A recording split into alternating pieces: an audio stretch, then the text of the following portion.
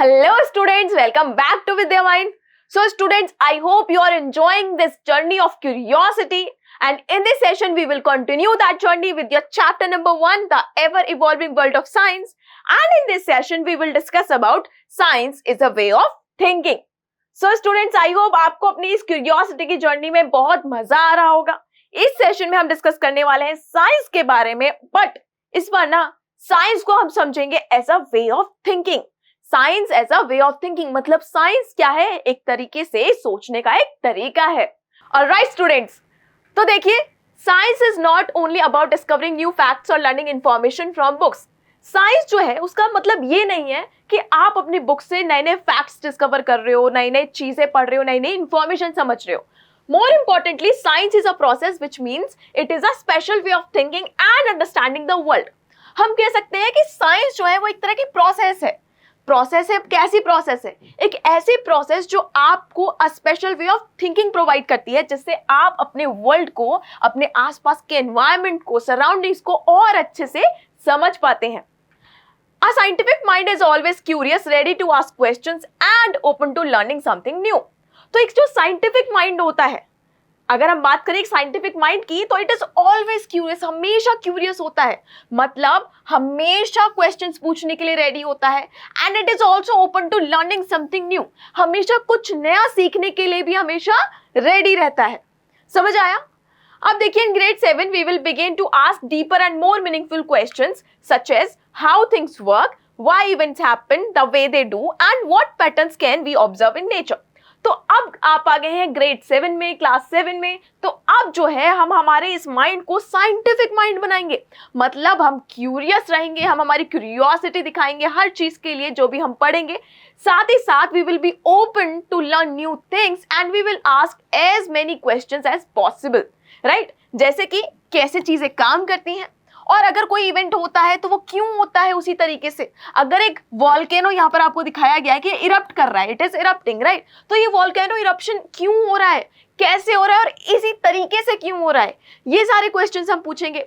साथ ही साथ हम हमारे नेचर में किस तरीके से पैटर्न ऑब्जर्व करते हैं कि हमेशा क्या होता है, एक टाइम पर दिन होगा, फिर उसके बाद रात होगी, फिर वापस दिन होगा, फिर रात होगी. ऐसा क्यों होता है? तो ये जो इंटरेस्टिंग क्वेश्चंस आपके मन में आ रहे हैं, इसी तरीके से बहुत सारे क्वेश्चंस को हम पढ़ेंगे और समझेंगे. अब आगे देखिए students, some curious questions that you can ask are how things work, कि कैसे चीजें काम करती हैं. जिसमें आप पूछ सकते हो बहुत ही simple questions, how does a refrigerator keep food fresh for a long time. तो हम पूछ सकते हैं कि किस तरीके से जो रेफ्रिजरेटर होता है, सिंपल वर्ड्स में मैं आपको बताऊं, फ्रिज. तो फ्रिज में हम खाना क्यों रखते हैं, हम फूड आर्टिकल्स क्यों रखते हैं, जिससे वो फ्रेश रहे, खराब ना हो. ऐसा क्या रीजन है उसके पीछे कि जो फूड है वो रेफ्रिजरेटर में खराब नहीं होता है. और साथ ही साथ how do airplanes fly in the sky. Airplanes जो हैं वो किस तरीके से स्काई में फ्लाई करते हैं, भाई किस तरीके से उड़ पाते हैं. साथ ही साथ how does soap remove oil and dirt from our hands. तो जब आपके हाथ गंदे हो जाते हैं या फिर खाना खाने से पहले या कुछ भी काम करने के बाद, you wash your hands, right? And किससे वॉश करते हो? सोप से करते हो. तो सोप से ही क्यों करते हैं? आपको पता है, आपको बताया गया है कि सोप क्या करता है, हैंड में से डर्ट निकालता है, राइट? जो भी जर्म्स वगैरह है उन्हें भी निकाल देता है. तो कैसे निकाल पाता है, क्यों निकाल पाता है, ये सब हम जो चीजें हैं कैसे काम करती हैं ये समझेंगे. उसके बाद why events happen the way they do. अब इससे रिलेटेड बहुत सारे क्वेश्चंस आपके मन में आ सकते हैं, जैसे कि why do we sweat when it is hot. जब बाहर बहुत ज्यादा गर्मी होती है तो क्या होता है, हम स्वेट करते हैं, राइट? हमारे बॉडी में स्वेट निकलता है. तो क्यों निकलता है? और दूसरा, why does a rainbow appear after rain. तो आपने देखा होगा कि जब रेन हो जाती है, बारिश हो जाती है, उसके बाद रेनबो निकलता है. तो रेनबो ही क्यों निकलता है, इसके पीछे क्या साइंस है, ऐसा क्यों होता है? Why do we see lightning before we hear thunder. अब कई बार जब बारिश होती है तो बहुत तेज लाइटनिंग आती है, राइट? और लाइटनिंग जो है वो क्या होती है, रेन से पहले थंडर जो साउंड है वो थंडर से पहले लाइटनिंग दिखती है. तो लाइटनिंग पहले क्यों दिखती है, थंडर की साउंड बाद में क्यों आती है.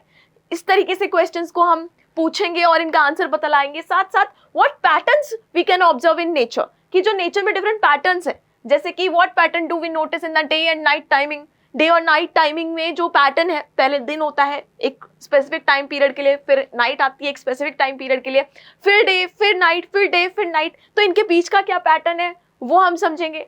What pattern do we observe in the growth of plants? जब प्लांट ग्रो करते हैं तो उनका जो पैटर्न है वो समझेंगे कि छोटा सा टाइनी प्लांट जो है वो सीड से जर्मिनेट होता है, वो थोड़ा सा बड़ा होता है, प्यारा सा सैपलिंग बनता है, उसमें छोटी छोटी क्या आती हैं, लीव्स आती हैं, उसकी स्टेम भी बहुत कैसी होती है, ग्रीन एंड सॉफ्ट होती है।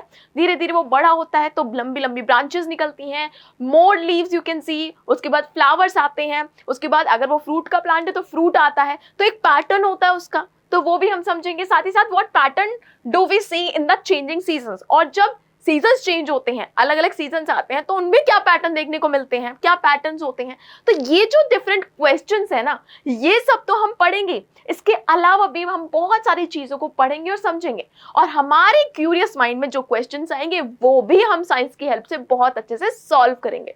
ऑलराइट स्टूडेंट्स, तो साइंस को हम यूज करेंगे as a way of thinking, हमारे सोचने के तरीके के लिए हम क्या यूज करेंगे, साइंस को यूज करेंगे, और हमारे आसपास नेचर में हमारी जो क्यूरियोसिटी है उससे रिलेटेड क्वेश्चंस को भी सॉल्व करेंगे। So students, this is all about this session. इस सेशन के लिए इतना ही। अब हम कंटिन्यू करेंगे आपका ये चैप्टर हमारे नेक्स्ट सेशन में। तब तक के लिए keep watching Vidya mind. Thank you very much.